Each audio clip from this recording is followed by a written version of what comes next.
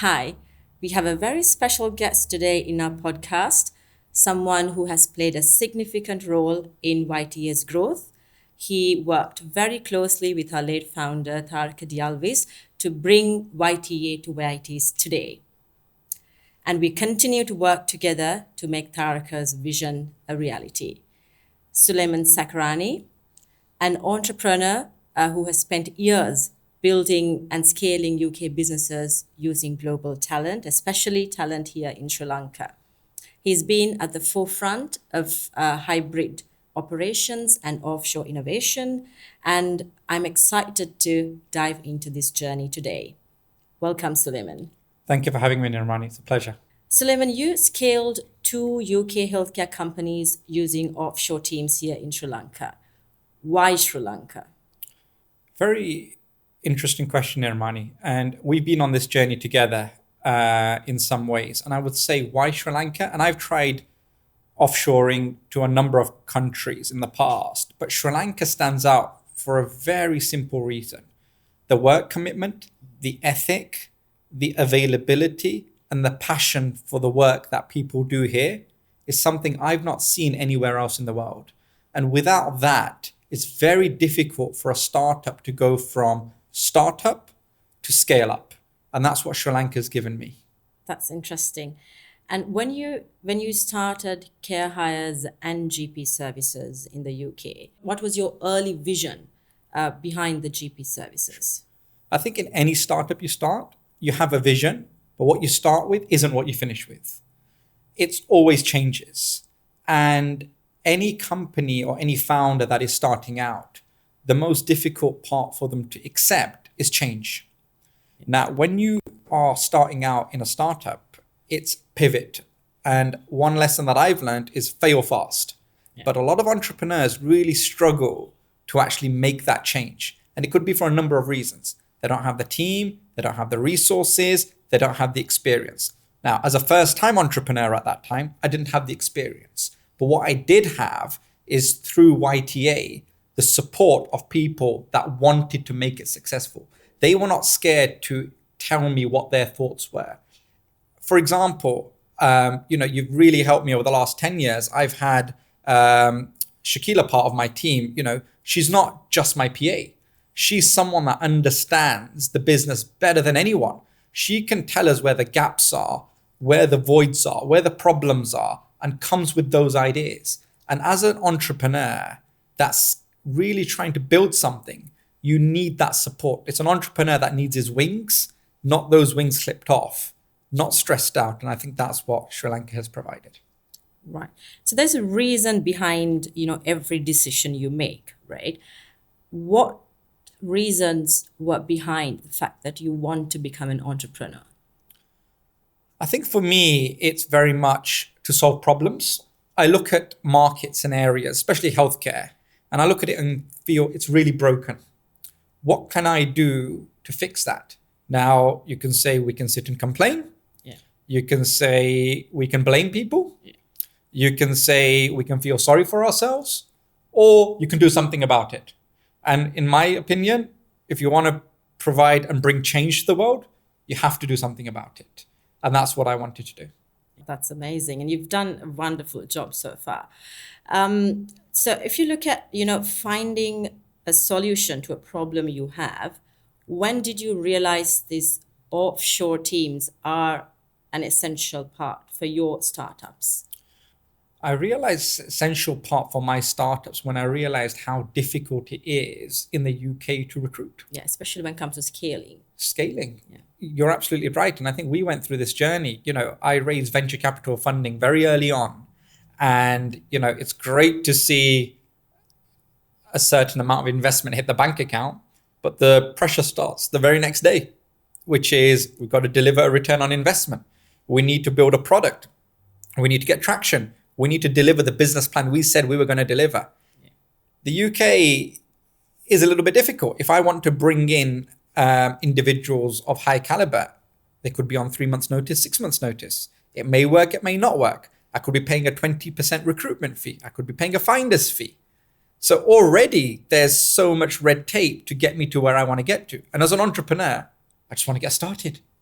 It's very pressured. It's already a very lonely journey. And as an entrepreneur, it's one of the most loneliest journeys in the world when you're on your own, Correct. let alone trying to build a team. And remember, your team, it's like a football team. You're judged as the manager, but the players on the pitch have to perform. If that ball's not going in the back of the net, your job's on the line. Yeah, that's true. And you've sort of captured a very niche market or department or sector to start your startups, healthcare sector in the UK. What is the biggest pressure on UK healthcare today? The biggest pressure on UK healthcare today is definitely, from my opinion, it's admin overload. I think there's still a lot of regulation there, which is fully acceptable and understandable. But the amount of paperwork, the amount of administrative resources that are needed to support that really makes it difficult to scale. And that's where automation and technology comes in. And in everything I've done, technology has to be at that forefront to provide efficiency and provide a solution for that. Yeah. So if you talk a little bit about Care Hires, which you co-founded a couple of years ago with the support of the teams here in Sri Lanka, how did it begin? So if we look at the Care Hires journey, I think if we look at it from first of all, a perspective of what are the ingredients needed to actually build a successful startup, in my opinion, to give you the best chance. Now, we must understand 1 in every 99 startups will succeed, right? So you're already against it. Now, to have that, the people are the most important. I always say, for me, when I hear entrepreneurs say to me that I've got a great idea, but I need you to sign an NDA, I look at it and go, it's never the idea, it's the execution. Now, for me, the first part was that team part. Having a co-founder that was from the sector, understands the problems, understands the issues in that market, is not something I understand or understood at all. The way I thought we would be selling to care providers is very different to what the reality of it is. The problems that I thought they faced were very different to what the reality is. The way they do business is very different to the reality I thought it was. So having that co-founder aspect is really important.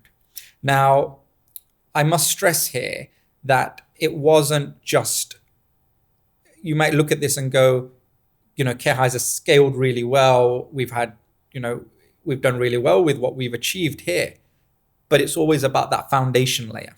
And that foundation layer that Nizam and Tarek and I put together was always at the forefront. So, I bring that expertise of the commercial aspect of it and the scaling up from a startup to raising the funding aspect, because that's my skill set. Nizam brings his own aspect of the operational and industry knowledge. But Tarek brought that aspect of it in understanding that we need to bring a product and a solution quick, and we need to reiterate. And the understanding of that really helped us in knowing that we need to have a team that is okay for us to pivot and change fast. Yeah. And that's what YT really gave us. Yeah. So if you look at Care Hires and GP Services, two successful startups, that you've scaled up with teams here in Sri Lanka, in your opinion, what are the myths that you usually hear when we're talking about offshoring? I think even today, I think we still get it. I think you have this aspect. I think COVID has helped. So let's take a step back. Yeah. There is a different definition of outsource and offshore. And I think people really struggle with that a lot of the times. When you look at outsource, people get a little bit frightened, and companies get frightened because they think they're giving, their IP or something along those lines to another organization to build for them and give them back. Right. Offshore is a different definition. For me, that is my team. They are my people. We are building together. You are helping me bring that talent in. It is my responsibility to work with them, to train them, to understand the vision. And I believe that has always been difficult, where we all come from a traditional world of people in the office. We want our teams together. But I think what COVID has shown is we can work remotely and we can achieve huge success And that allows us all to scale up and actually obtain the resources we need to succeed. Right. And if you look at the teams working for care hires and GP services today, what are the most successful roles in your opinion? I think the most successful roles are really where we've had the biggest pain points. And I think you've really helped us achieve that success. So if you look at that from a perspective of patient support, administration, finance, software engineering, they're all key areas where we have been able to scale, but scale in a way where we've been able to be consistent in our work processes. And I think what that's given us is a good foundation layer. The thing that I will add to that, though, is my experience would say to me that whenever you are taking that role, if as a CEO, you know that you are going to be scaling that team, always bring in a good team lead first and let them recruit under them, because that way you've got a good foundation set up. And I think where companies go wrong with offshore is they feel they bring one person in and they're left to do their job. You've got to understand from the beginning, why are you doing this? What's the outcome you want to achieve? And how are you going to measure that? Okay, Suleman, so you've worked with Sri Lanka talent for the last 7 to 8 years, right? How or what surprised you the most about the talent you see here in Sri Lanka? Interesting question. I actually, it's an interesting question. There's many areas of that, but I think the biggest aspect that it's really given me is the commitment to the work here. Right. It just feels really different. Yeah. It feels what every startup should really experience. Every startup founder should experience. You've got this support ecosystem that the talent here gives you. Yeah. And when you're building something, you need that. You need your team coming on that journey with you, not just doing a job. And that's what I really feel has been the biggest power that Sri Lanka has given. Yeah, I think I've seen that as well when I work with, the staff, the staff that we recruit. They sometimes go over and beyond to make sure that their job is done in terms of commitment. That is one thing that we sort of tell our clients as well. Why Sri Lanka talent? They're not just sticking to their tasks. They go beyond that extra mile to ensure that their client is happy. They do. Right? And I never hear the term, it's not in my job description. Yeah. If they don't know it, they'll find a way to learn, or they'll ask you, how can I learn this? Correct. And that's very powerful for any business owner. Correct. That's true. And when it comes to, if you talk about the compliance side of things, because the staff is based here in Sri Lanka, working for the companies in the UK, right? How do you make sure that we maintain UK level clinical compliance and service quality when it comes to the offshore teams? I think it's really important for any UK business in this perspective that we talk about in having their own processes in place. Yeah. For me, that's never been a problem. The training we provide are the same training we provide in the UK. The same requirements, for example, a DBS check is the equivalent here in Sri Lanka. Access to our systems are all done via a VPN. Our systems are all secure on UK servers. No data is stored locally. So I hear this a lot, Nirmani, but the same process we have remotely working in the UK are no different to what we have in Sri Lanka. Correct. I mean, if you're based in Leicester or Birmingham or Colombo or in Galle in Sri Lanka, I don't think there's any difference. No difference. No difference at all. That's true. And you've built teams, right? You've scaled teams here in Sri Lanka. When it comes to healthcare sector, what is the hardest part of building a startup? In the healthcare sector, building a startup is always about you are trying to predict the future when it's not there already. So if you look at it, with the GP service, we had this belief that people will see a doctor online. Now, you got to understand the UK market is 90 5% of the population don't pay for healthcare. We have the NHS, which is wonderful in what it does, but you are required to call your GP at 8 o'clock in the morning, try and get an appointment, which can take anywhere up to 2 to 3 weeks. Right. And you go to the GP surgery, you probably wait another 30 to 45 minutes. And we wanted to streamline that and say you can have access to a clinician within 30 minutes and collect your prescription from any UK pharmacy. But it was a vision. How you get people to believe in your vision is very different to how you build a product. But you've seen the difference here in Sri Lanka, though, when it comes to the healthcare sector. It's completely different. I think what traveling does, what learning about new cultures does to you, is actually makes you understand that part of the Western world that we think is very advanced and very technologically advanced, it's quite questionable in some areas. It's basically accessibility, right? Exactly. Like, let me give you an example. I was with Samita yesterday. Samita, who leads our, who actually has moved from Sri Lanka to the UK to be part of our care hires team. And he had laser eye surgery done. He had laser eye surgery done in Sri Lanka. And it's really interesting that the model that you have here, for example, is he gave me the name of the doctor. So I'm waiting for him to give me the name of the hospital so I can get in touch with the hospital and say, how do I book an initial appointment? We don't have this concept of which doctor do I need to see because he's been recommended and how do I get access to that doctor? Right. It doesn't exist.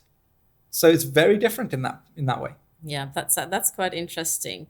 And in your journey with YTA, building up teams for care hires and GP services, can you tell me one mistake you learned the most from? I would say, I'll be honest with you, right? Let's be very raw and honest on this topic. It's about, I learned about myself, which is there's a difference of being an entrepreneur and there's a difference of being a CEO.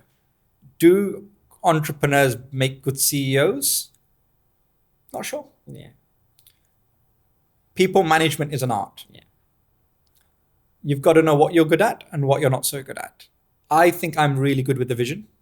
I'm really good to know how to execute. Yeah, I've told you many times you're not good with people. You've told me that many times, right? I'm not the best in people. And I think it was one of our doctors that actually gave me this lesson.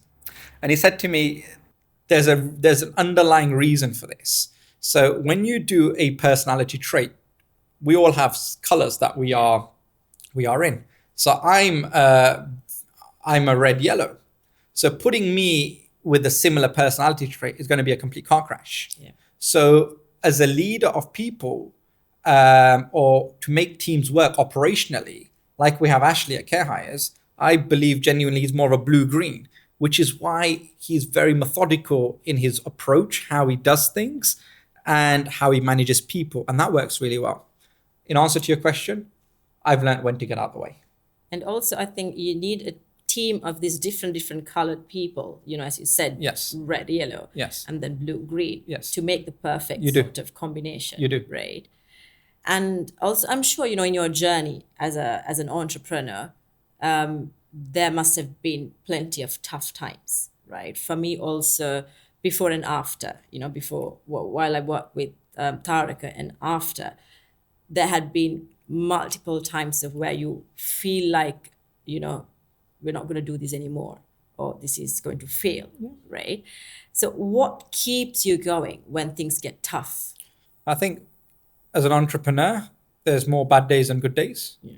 It's a very lonely journey. Yeah. Remember, everyone else has to be paid before you get paid. Yeah. Yeah. You have to make sure, right? You've got to make sure. Yeah. If you're doing it for financial reasons, you're not going to be successful. No. If you're doing it because you have a vision and a drive of what you want to achieve from that, the money follows, is how I believe. I believe it's really about, for me, what keeps me going with it is that vision of what I want to see happen at the end. And getting to that end goal is always my biggest target. And I don't care how long it takes, but with the right people, it's a beautiful journey. And the journey we've been on, no amount of money can ever, take us through that again. It's been such an experience. It's been a roller coaster. Yeah. It's been good times. There's been a lot of tears. There's been a lot of, misunderstandings at times. We come from different cultures, different backgrounds, different way of thinking. But what it does is it gels people together. And honestly, in my own journey, I don't think I could start a startup again with anyone else other than the people that I've built with already. It's very difficult. I think that's what people don't understand. Co-founders and business partners is like a marriage. You don't just go down the road and find someone new. It's a relationship that takes a lot of time, a lot of effort. And that's what really makes people successful. That's true. And also in terms of, working together. Now, I think you've worked with Tariq and Nizam for so many years. Yes. So I think it makes things easier in terms of sharing your ideas. I think they tend to understand better than someone who's joining the team new. Of course. Right. Of course. And I think if we look at that right now, I miss that with Tara. Like I would, we would speak 6 or 7 times a day, right? It would be, any complaint I would want to make, he'll be my therapist. He would be the executor, and he would be the problem solver. Now, that is really important when with your founding team or your partners, you can pick up the phone at any point and go, I just feel uncomfortable about this. I just don't like this, or this isn't working for me. What do we do here? But at no point did we ever say, I'm done. No point did we ever say we should give up. We always were looking for that solution and that growth. And also it's very difficult to find such honest partnerships, right? Because I've heard so many stories. Horror stories, right? Where, your partner does so many financial frauds and things like that, and then the business just fails, right? It's very important that you find these key people, honest people that really want to work together to make a vision come true. I think for me, Nirmani, it all starts with friendship first. Friendship first, that honesty builds. I think with me and Tara, for example, and Nizam, I think we all know what we want. We know if something didn't go quite well for us, how we support each other. And even in Tara's, it's been really emotional and what's happened. But I knew what he wanted. I knew the vision. I knew where everything was. And it was never about the financial aspects with us. It was always about carrying on that vision. And even today, as we speak about the GP service and care hires, in our discussions, none of it has been about what shares do I own or how much, compensation am I talking about, am I going to get? It's really been about how do we keep the legacy going? Right. I don't think we spoke about anything else other than the legacy part, have we? Yeah, that's true. When you talk about YT as well, his vision was not to have this many, numbers or revenue. It was always about, his vision was to provide opportunities to Sri Lankans to work with international clients. So that was his vision behind building YTA, not the revenue. Right. So it's very interesting. It's very interesting. I don't think that was for any of us. And I think if I really look at Nirmani being very transparent, I think I started when I was about 18, 19, when I dropped out of university to start my first startup. But I think if I look at that, even today, this is going to scare people listening to this. If you're asking me, tell me how much money you have in the bank. I actually don't know. Actually, my Sri Lankan finance team look after that. I actually do not know because it's not the first thing I think about. I go to sleep thinking about what problems I'm going to solve tomorrow. Which may sound scary, but that's the way I think and feel. And I've got a great team around me that look after everything else. But the financial side always comes secondary. Yeah, that's true. And you said, you just said that you started your first startup when you were 18 or 19 years old. Yes. What should young founders know before starting a business? What should young founders know before starting a business? I think young founders should know very clearly what problem they're solving. Young founders should know how they're actually going to commercially gain traction. And young founders should accept that it's okay to pivot and change. Right. Okay. So today we've discussed, various areas of, how remote work can have solved some of your healthcare problems in the UK. What is one thing that every UK business owner should take away from this discussion? I think every UK business owner should take away the fact that there's a lot of talent out there. And it's all about giving it a chance and being open-minded. Do you think they're a little worried about going beyond UK to access this talent? I would say it's a lot more about Trust. trust. Trust plays a big part. When I talk about when we talk about offshore, the first thing that comes to mind is, can I trust them? Are they working for me? Or are they working for others at the same time? What's happening here? How does this all work? Yeah. And that trust factor comes in when you're able to actually see something working. And I've seen it work. I've got founding friends that have seen it work. I sit on the board of a number of companies that are venture backed. They've seen it work. But once you see it work, it's a beautiful feeling. Yeah. Right. So I think we've covered quite a number of topics today about offshore teams, about the healthcare sector in the UK, and how scaling up, the teams here in Sri Lanka with us, how it has positively impacted the growth of your startups. So any last thoughts you would like to share with us? Anything positive or any advice you would like to give our audience? I would, in my own sense, to finish that conversation, Nirmani, I think what you and Tara have built with YTA is a foundation that all companies should look at.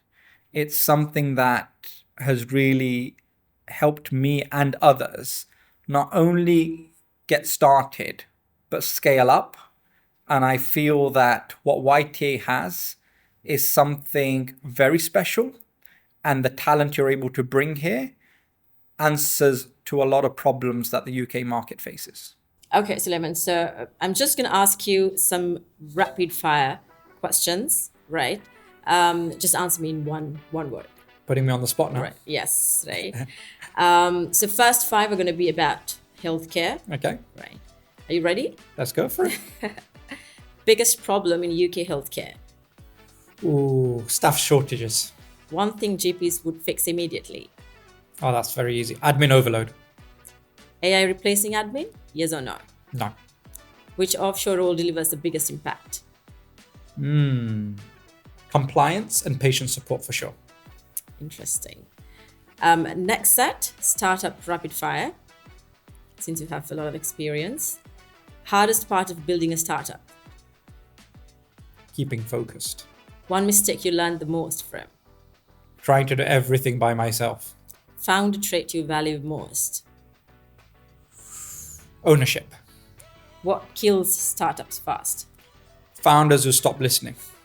One word to describe your journey? Relentless. Interesting. I'm surprised how you can find one word to describe these. UK business rapid fire.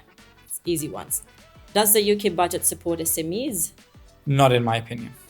Best global talent market right now? Sri Lanka. One unpopular opinion about the UK businesses?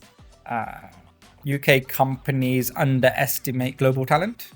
Okay, that wasn't that bad. I don't think you found it difficult with your expertise, I believe. Yes, so that's about it for today. That was an interesting discussion we've had. And I look forward to having you on our podcast soon, once again. And thank you for joining with us today. Thank you very much. It's been great.